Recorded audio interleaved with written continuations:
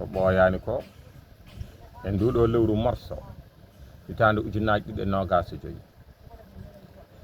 leydi Mauritanie e leydi Sénégal ciifonndirii aadi holno aadi o wayi leydi Mauritanie e leydi Sénégal jaɓii wondene kala ɓiɗɗo leydi gummoriiɗo e leydi ngonndi ndi ene faye ndiya yoɓat hankadini ko yoɓata ko ko mbiyete ko naatirɗi e jooɗirɗi naatirɗi o woni devise jooɗirɗi o woni séjour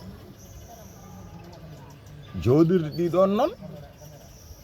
ɗin gaddorii fof ko leydi Mauritanie iɗi wiide kala ko ina naata e ndeer leydi maɓɓe hankadini yoɓata ko 3 ugguya ɗum woni naatirɗi jooɗirde ndi ko ujunere ugguya wonan ujunnaaje 3 ugguya wonande so tawi ko Sénégal naajo Sénégal naajo o kañum ne ɓe jooɗi haa nduɗo lewru morso ndu gonɗen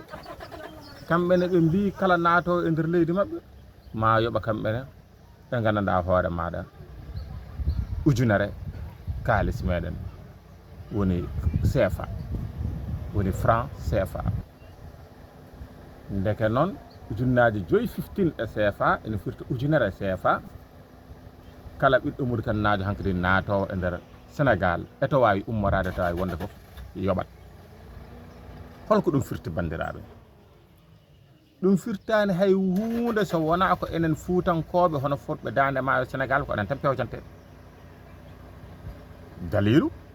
ko enen keedi rewo enen keedi worgo sabu kala gonɗo rewo ɓi yummum nana worgo kala gonɗo worgo jinnaaɗo muɗum nana rewo te ko kamɓe ko mbatta yaa ngarta hakkunde leyɗele ɗiɗi ɗe ɓe cojjinta ɓe ñallinta ɓe mballintana kayno